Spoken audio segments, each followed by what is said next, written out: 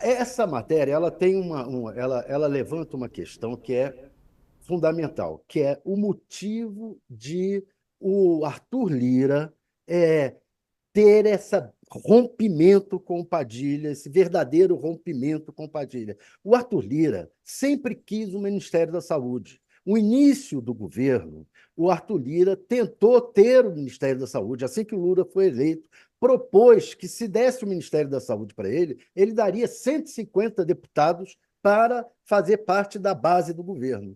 Aí veio o PT e primeiro, eu até na época fiz a matéria sobre essas 150, esse oferecimento do Arthur Lira, e o Arthur Lira interpretou aquilo como coisa do Padilha para impedir que ele assumisse o Ministério da Saúde. Desde então, ele quis romper com o Padilha e inviabilizou qualquer relação do Padilha com o Centrão. O Padilha hoje é um ministro de Relações Políticas com o Congresso que não tem acesso ao Centrão, que é o maior partido da Câmara. Então, ele inviabilizou a atuação do Padilha com o Congresso desde então, porque perdeu o Ministério da Saúde e perdeu como? Exatamente como a Andresa está mostrando. O Ministério da Saúde hoje é dominado por indicações do PT, sobretudo nesses principais cargos em torno da Anísia, e a Anísia, na verdade, foi uma indicação do Padilha, como disse a Andresa.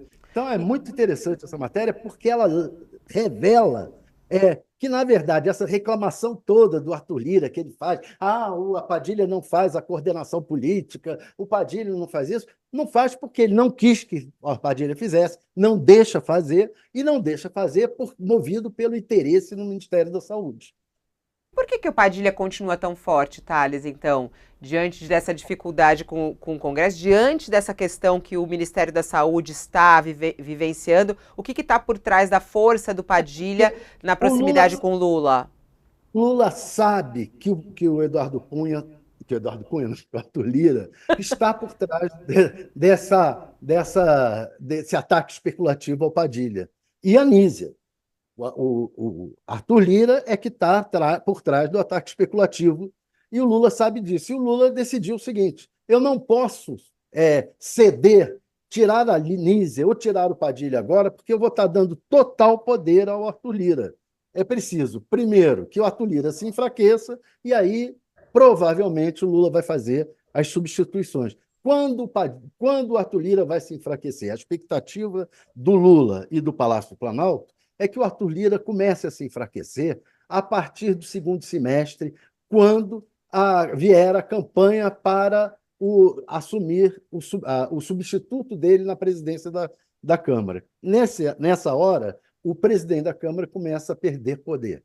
E aí o Lula vai poder começar a articular, não vai estar entregando o governo ao Arthur Lira. Essa que é a visão.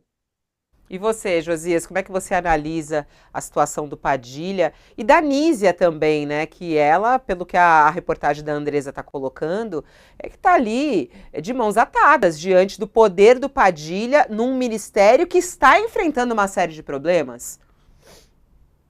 Fabíola, você sabe que o governo Lula, ele escorou o primeiro ano de gestão num vocábulo, né, que é a reconstrução. O Lula foi beneficiado pela destruição que o Bolsonaro promoveu e ele se dispôs a reconstruir. E se há uma área em que o governo precisava ter se esmerado nessa reconstrução, essa área é a saúde. Por conta do negacionismo do Bolsonaro, das atrocidades que foram cometidas pelo Pazuello no Ministério da Saúde, mesmo pelo Queiroga, que, embora fosse médico, se comportava como um coronel na saúde, aderiu ao negacionismo do Bolsonaro e ele se assemelhou muito ao general Pazuello, né? Então, ali era uma área em que era possível fazer algo de extremamente diferente, porque caos não faltava, né?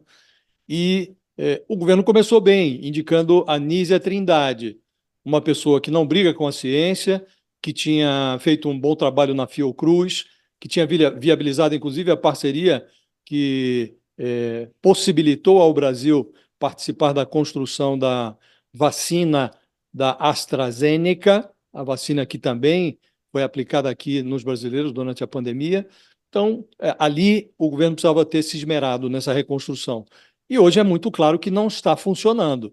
Não se pode dizer que o ministério é hoje o mesmo que era sob Bolsonaro. Não, porque é muito difícil atingir realizar, fazer o pior da melhor maneira possível, como fez o Bolsonaro no Ministério da Saúde.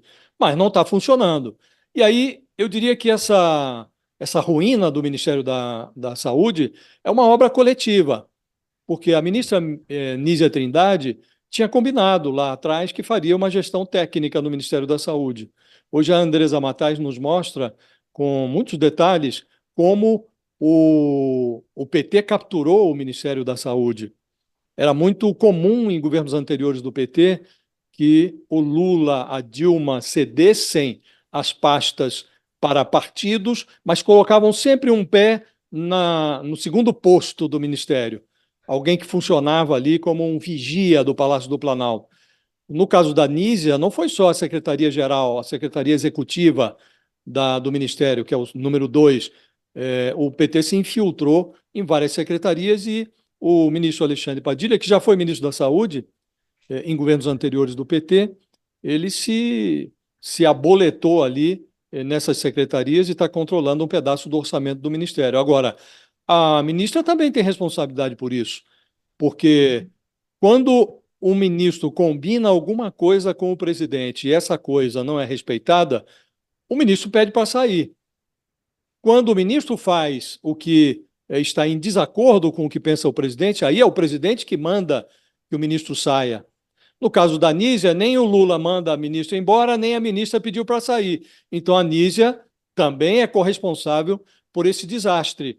E eu digo que é um desastre, Fabíola, porque o Ministério da Saúde, primeiro, precisava ser uma vitrine do governo. Segundo, é o segundo maior orçamento da Esplanada, 218 milhões de reais, e mexe com muitos assuntos que interessam diretamente à população, sobretudo à população mais pobre: vacina, distribuição de remédios, o tratamento dos indígenas, dos Yanomamis, que foi negligenciado também durante a gestão do Bolsonaro. Agora esse surto de dengue, que é um desastre anunciado, e o governo não soube se preparar para ele. Então são todos assuntos que interessam muito de perto à sociedade brasileira. E não é à toa que a saúde tem um peso no decréscimo da aprovação do governo, no decréscimo dos índices de popularidade do presidente. Então é incompreensível o que está acontecendo. Se o Lula acha que o Padilha é melhor do que a Nízia, que coloque logo, ele já não tem mesmo interlocução com a presidência da Câmara, põe logo o ministro lá como titular da pasta da saúde e deixa a Nízia descansar. O que não dá é para tratar da forma como vem sendo tratada essa ministra, que é uma técnica séria, uma pessoa que ninguém pode dizer que não tem o desejo de acertar no Ministério da Saúde, mas o trabalho dela não está rendendo. E agora sabemos nós que parte dessa falta de rendimento, ou desse rendimento insuficiente, se deve à interferência política. Então está lá o PT dentro do Ministério e o Centrão de fora ambicionando o controle da pasta. E a ministra fica imobilizada. É uma cena que não se esperava, Fabíola, de um governo que sucedeu o desastre representado pelo Bolsonaro na área da saúde. O Lula precisa apertar esses parafusos e permitir que o Ministério caminhe, pelo menos. O que não dá para ficar nesse cenário que nós temos agora, que é um cenário que conspira a favor da paralisia.